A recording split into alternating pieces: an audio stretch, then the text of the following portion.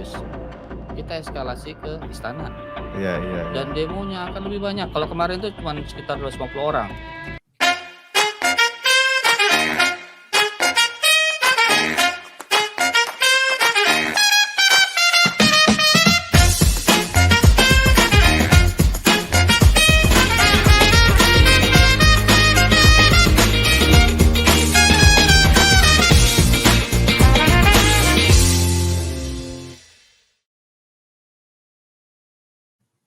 Berisik siang ini kita akan ulas aksi demonstrasi pengusaha Partasop bareng Mas Ali Yusuf, Ketua Umum Esperindo. Apa tuh, Mas? Seperindo Oh, Sprindo, sorry. Serikat Pengusaha Retail Indonesia Minyak dan Gas, Minyak dan Gas. yang juga pengusaha Partasop. Di antaranya ada Pertasop kita rangkul. Oh, tapi baik yang collab ya. Sorry. Mas Ali, itu demo kemarin kan di Senayan ya, DPR RI ya? Betul. Lalu ke Pertamina ya? Pertamina dulu baru ke DPR RI. Oh, ke Pertamina dulu, lalu ke DPR RI. Betul. Itu apa tuntutannya, Mas Ali? Tuntutan kita ada 10. Perlu dibacain? Boleh apa aja, Mas Ali? Saya ngintip ya. Boleh. Jadi yang pertama itu yang kita minta adalah disparitas harga. Oke.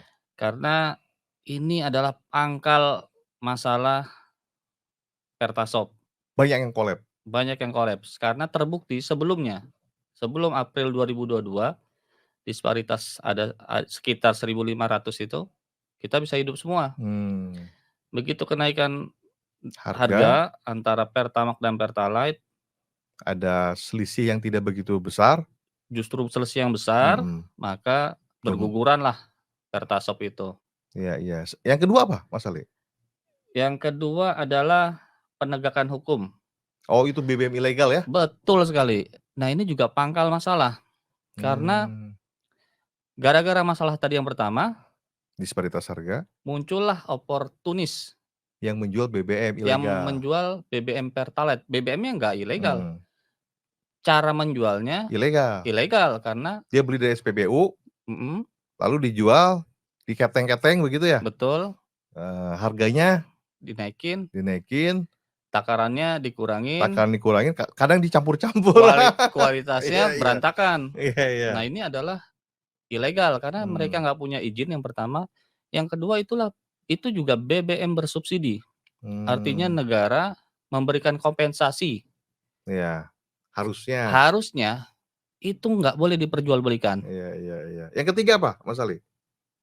Yang ketiga adalah pemberian hak kepada Pertasop untuk memilih apakah dia berjualan Pertalite atau dia berjualan Pertamax. Kan memang jualan pertama kan Pertasop? Semangat awalnya iya. BBM non subsidi hanya untuk Pertasop hanya menjual BBM non subsidi. Tapi seiring waktu semenjak April 2022 yang terjadi kekacauan harga itu ya? Betul. Nah, maka kolapslah usaha mikro ini.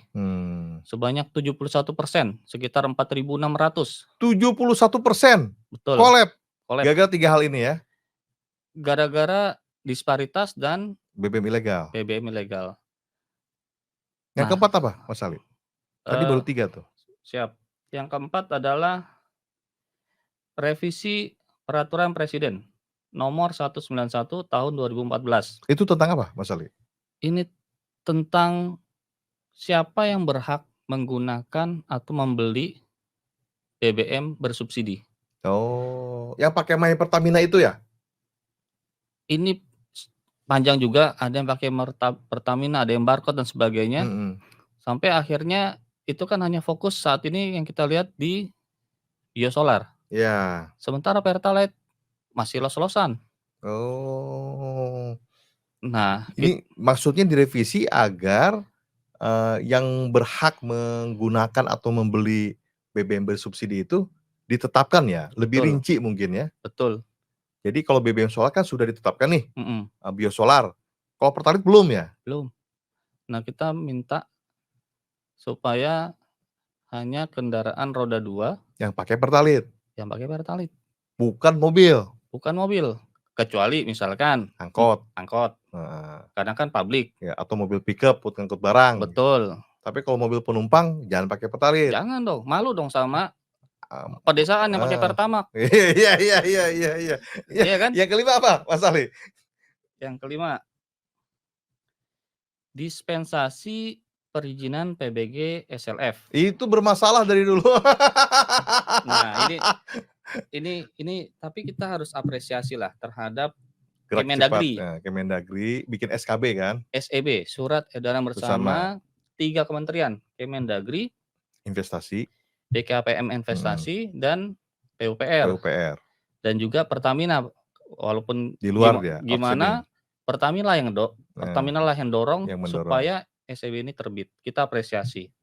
Sudah terbit, tapi daerah sepertinya masih kaku ya? Betul. Makanya di Maret 2024 keluar lagi tuh dari Surat Edaran Kementerian Dalam Negeri. Langsung kepada kepala daerah kalau nggak salah itu. Kepala daerah itu di SEB. Di SEB. Kalau yang Surat Edaran dari Menteri Dalam Negeri? Langsung ke Kepala PTSP. Kepala Dinas. PTSP. Ya, Kepala Dinas yang diminta untuk memedomani SEB. Yang ngirim ini pun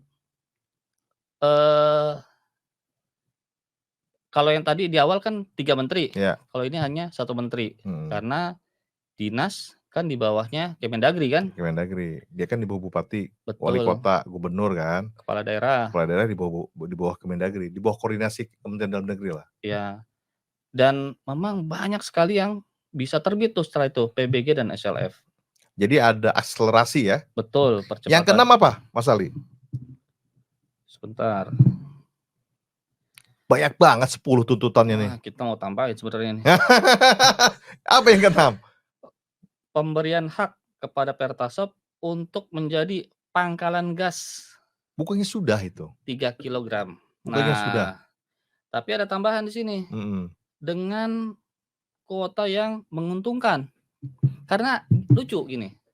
Kita boleh diangkat jadi pangkalan gas. Pangkalan LPG 3 kilo. Iya. Kuota yang diberikan berapa? Berapa? 50 tabung. Sehari? Sebulan. Yang bener ini. Beneran. Ini gimana nih duit Partai Niaga nih? Cuma 50. Betul. Itu coba hitungan ekonomi deh. Kan harga headnya sekitar 19 ribuan ya wilayah Jabodetabek. Iya. Ya kan? Nebusnya 16 ribu.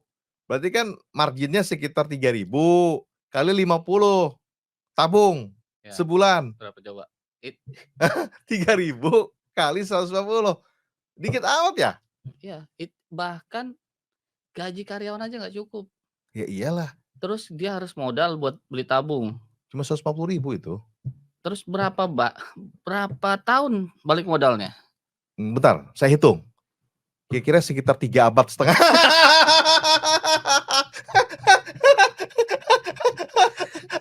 Kok saya jadi pening nih.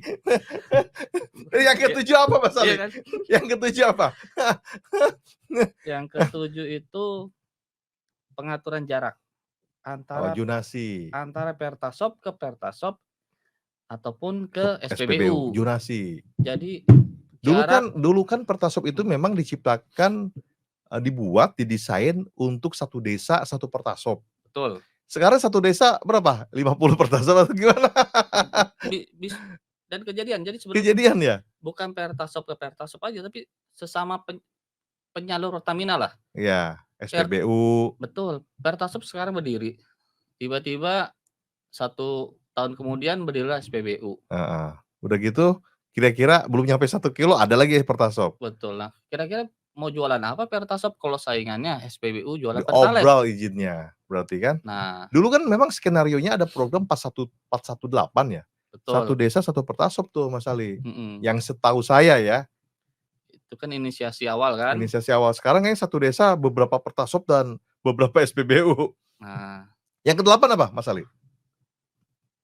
Yang ke-8 adalah kendala kredit macet. Nah, ini penting nih sekarang nih, karena kita ini kan sebenarnya kan Pertasop bukan sakit aja nih, tapi udah kronis.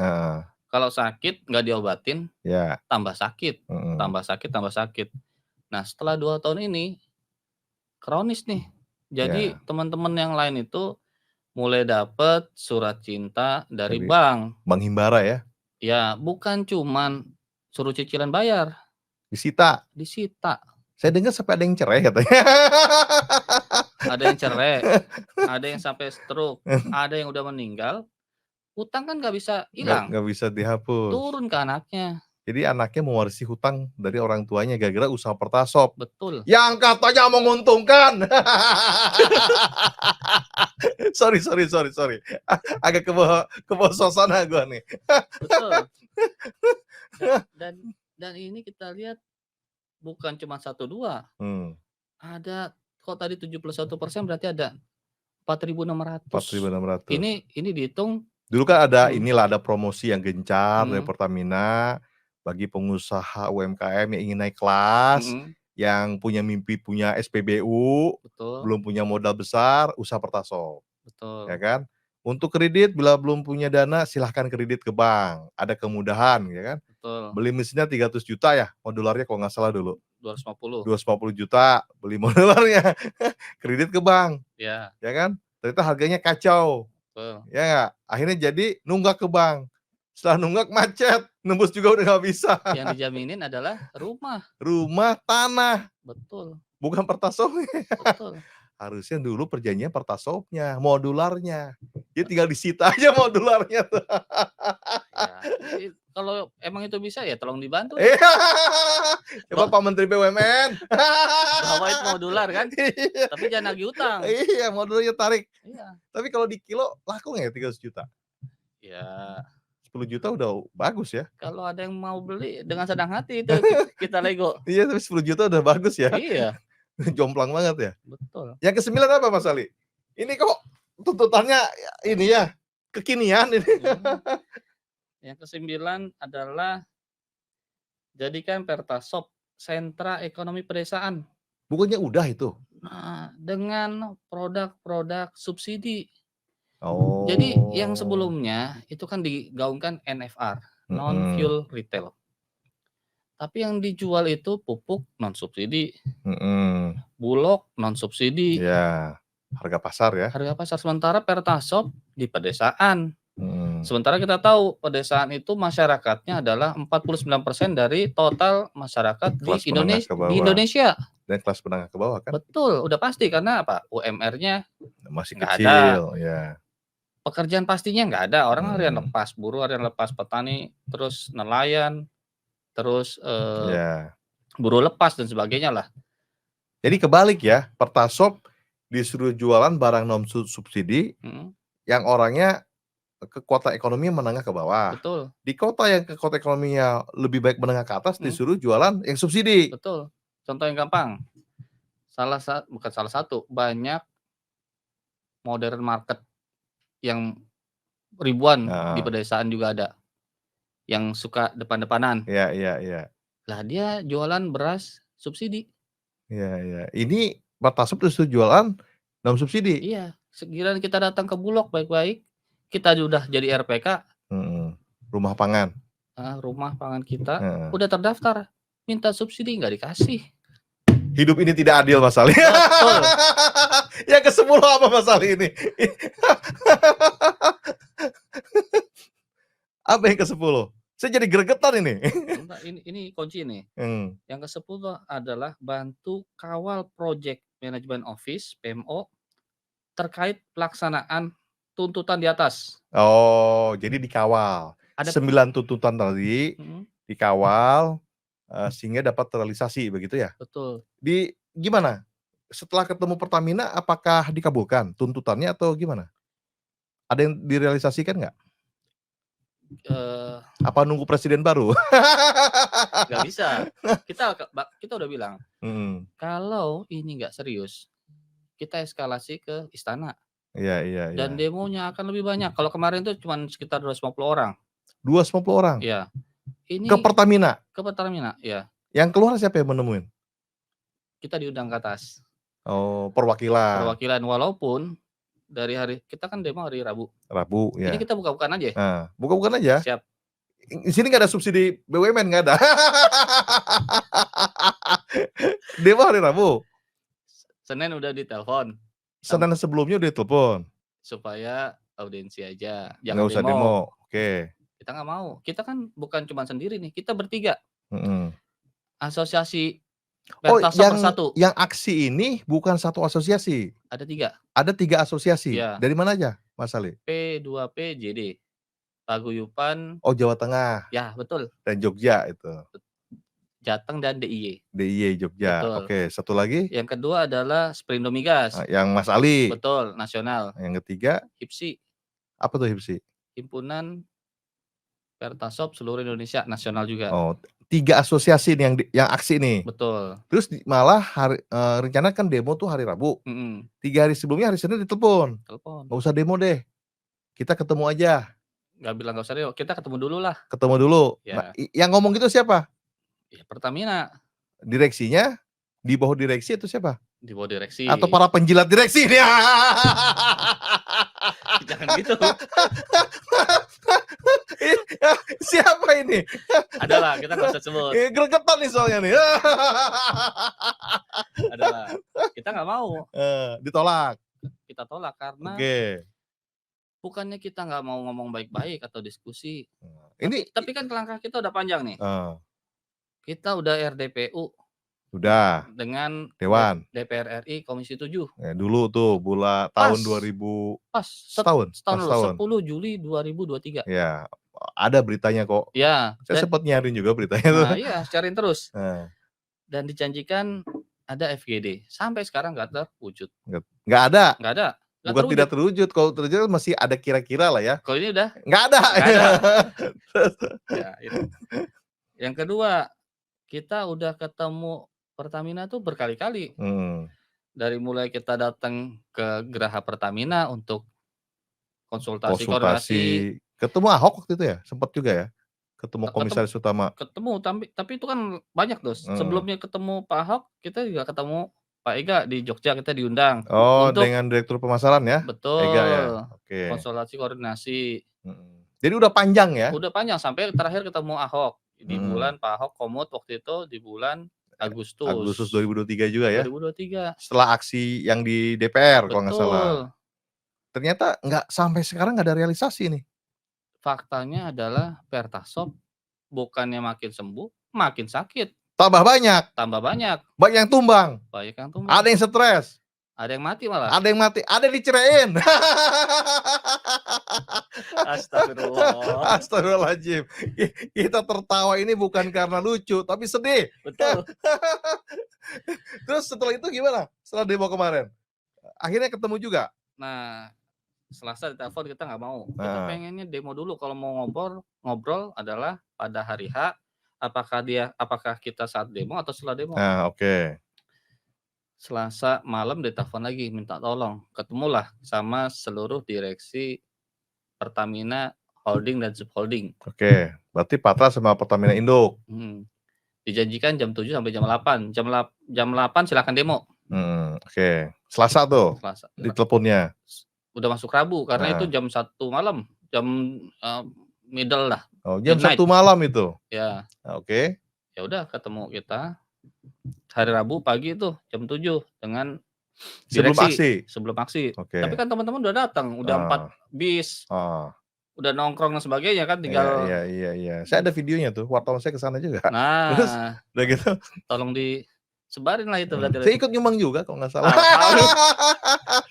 Sebagai bentuk solidaritas saja. Alhamdulillah masih banyak orang baik. Terus udah gitu. Nah, udah gitu ketemulah kita di Geraha Pertamina. Ke atas kita yang terus seberang Istiqlal itu ya. Gedung baru. Nah, gedung baru. Terus ngobrol sama direksi. Gambir ya, di Gambir kan berarti nih. Persis depan Gambir. Oke. Nah, di situ ada di Dirut Pertamina. Bu Nike. Enggak. Yang ada pada saat itu Direktur Pemasaran Pak Ega.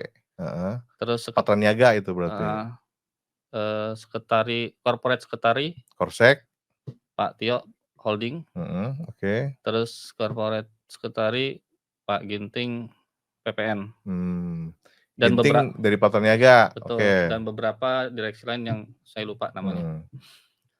Nah, singkat cerita, setelah tuntutan itu kita minta yang terakhir adalah tolong PMO. Karena ini nggak bisa dibahas 1 jam, 2 jam ini. Ini udah kronis. Kalau dokter kronis mana bisa langsung. Tapi kan bisa aja. Mereka kan para pejabat yang punya kewenangan tuh. 9 tuntutan, saya ACC kan selesai itu. Contohnya kalau misalkan kredit, gimana nyelesain KUR? Dibayar sama Pertamina, selesai. Amin. Kan harusnya begitu dong. Pemimpin itu kan ketika dia berani membuat kebijakan kan harusnya berani bertanggung jawab. Ya kan? Banyak masyarakat, ya kan? Terlena oleh bujuk manis Pertamina. Siap. Buka usaha Pertasop bla bla bla bla, ternyata kan konslet. Ya kan? Akhirnya punya kredit di perbankan. Pertamina kan duitnya banyak. Paling berapa sih dari 4.000 pengusaha yang kreditnya macet? Anggap aja 4.000, berapa tadi? Sekitar berapa? 4.600. 4.600, punya kredit 100 juta. Paling berapa? Bayarin aja sama Pertamina, selesai. Apalagi masuk dalam BUMN paling menguntungkan. Paling menguntungkan katanya. Iya. Pak Erik, kemana tuh keuntungannya? Tapi kayaknya mereka nggak berani ya. Jadi akhirnya yang disetujui tuntutan yang ke-10. 10 dulu. Dibikinlah PMO, Project Management Office. Betul. Untuk mengawal 9 tuntutan tersebut. Iya. Hati-hati Mas Ali ini, jangan-jangan nih rayuan Pulau Kelapa juga nih. Yang pertama, beliau cuma nyetujuin 1 orang yang masuk PMO dari asosiasi. Terus saya bilang, politik pecah belah itu. Itu dia. Bapak tolong. Yang demo kan 3 asosiasi. Jadi akhirnya 3-3 lah dikasih. Dari satu masing-masing asosiasi. Ketum jadi anggota PMO. Jadi anggota PMO. PMO ini berarti perwakilan dari asosiasi. 3 asosiasi tersebut. Ya. Dengan Pertamina berarti. Patraniaga berarti ya. Betul. Dengan holding enggak? Holding enggak dilibatin? Enggak. Jadi cukup Patraniaga dengan 3 asosiasi Pertasop. Iya kan normalnya kan kalau PMO dia berjenjang. Dia akan report nanti ke atasannya, direktur lah. Jadi atau stakeholder. Jadi akan mengawal nih, dikawal nih. 9 tuntutan saya dikawal ya. Betul. Bertele-tele ya. Jangan-jangan ganti presiden juga belum beres-beres nih. Enggak, jangan. Jangan gitu. Kita harus optimis. Kalau nggak ada perubahan dalam waktu dekat, eskalasi ke istana. Oh, kan presiden baru nih. Sebelum pergantian dong. Oh, sebelum pergantian presiden baru. Taruhannya gini, teman-teman tuh sebenarnya sekarang 4.600 itu udah mati kok. Usahanya. Sudah tapi mati. Raganya juga udah sakit, jiwanya udah sakit juga karena apa? Diteror sama bank. Betul. Diteror dia buat makan besok. Diteror anaknya mau sekolah. Oh iya, bulan ini loh. Betul. Masuk sekolah nih. Ajaran baru. Kemarin tuh yang demo, untuk dia demo aja berangkat dia ngutang 200.000. Jadi sebenarnya mereka ini udah pada mati. Jadi nggak ada yang lebih buruk daripada yang sekarang nih. Kalau kita udah di level paling bawah, yang kita bisa lakukan cuman bangkit. Nggak ada lagi yang lebih buruk. Jadi kenapa harus takut kan? Iya. Jadi aksi akan terus berlanjut ya. Kalau 9 tuntutan tersebut tidak ada yang terrealisasi. Betul. Berarti nggak perlu nunggu presiden baru. Jangan. Nggak ada alasan. Kenapa harus nunggu presiden baru? Ada pembicaraan ke sana nggak? Nanti tunggu presiden baru ya, Mas Ali, ada nggak? Kalau dari Pertamina nggak ada, karena kan kita push. Tapi justru dari pengusaha Pertasop sendiri yang ngomong. Saya bilang, ngapain lu tunggu presiden baru? Ini kan negara, siapapun presidennya, kalau negara berpihak sama rakyat. Dan program Pertasop ini kan dimulai di Presiden Jokowi ya. Ya karena kan beliau kan 2 periode. Jadi harus diakhiri oleh Presiden Jokowi juga dong. Disukseskan, jangan diakhiri. Disukseskan. Jadi bukan ditutup beneran ya. Jangan ditutup beneran. Tapi minimal dari targetnya Mas Ali gimana? Dari 9 tuntutan ini berapa hari, berapa bulan akan terrealisasi? Atau akan ada eskalasi aksi lebih besar kalau dalam beberapa hari atau beberapa bulan ini tidak ditindaklanjuti? Kita ngomong konkret aja. Kita kerja dulu baru tahu gimana hasilnya kan. Kapan ngumpulnya kapan nih pertama kali? Kumpul perdana PMO ini? 2 hari setelah tanggal 10. Jadi besok. Oh, besok nih rapat perdana nih. Rapat perdana. Dan diawali dengan undangan BPA Migas. Kenapa harus melibatkan BPH Migas? Mereka ngundang, saya udah bilang ke Pak Tio, Mhm. kita nggak mau ngomong-ngomong lagi sama BPH Migas karena kita udah pernah ngomong, ditemui sama 2 komite. Iya, dan Tapi nggak ada titik temu kok. nggak ada titik temu Nggak kok. ada kebijakannya juga BPH Migas. Yang Pertasop bisa konversi ke SPBU Kompak, itu cuman sampai kemarin 18 titik. Ya karena persyaratannya ribet. Betul, dan saya udah hitung kalau 18 titik, anggaplah rata-rata 29 Pertasop per tahun. Iya. Dari 4.600, 160 tahun, baru bisa itu konversi. Kalah itu Belanda. Jahat nggak? Jahat itu. Jahat. Zolim beneran. Moga-moga lah Dirut Pertamina Patraniaga ya, terketuk hatinya. Amin. Lalu dia langsung mengabulkan 9 tuntutan Mas Ali dan kawan-kawan. Amin. Sehingga para teman-teman pengusaha Pertasop yang sudah kolab bisa betul-betul bangkit, ya kan? Amin. Dan mesejahterakan dirinya, keluarganya, dan bangsa dan negara. Amin. Sebagaimana cita-cita Pertasop itu kan didirikan, kan begitu? Betul. Ya nggak Mas Ali? Selamat Mas Ali, terus berkorban dan berjuang untuk Indonesia lebih baik. Amin. Terima kasih. Gini.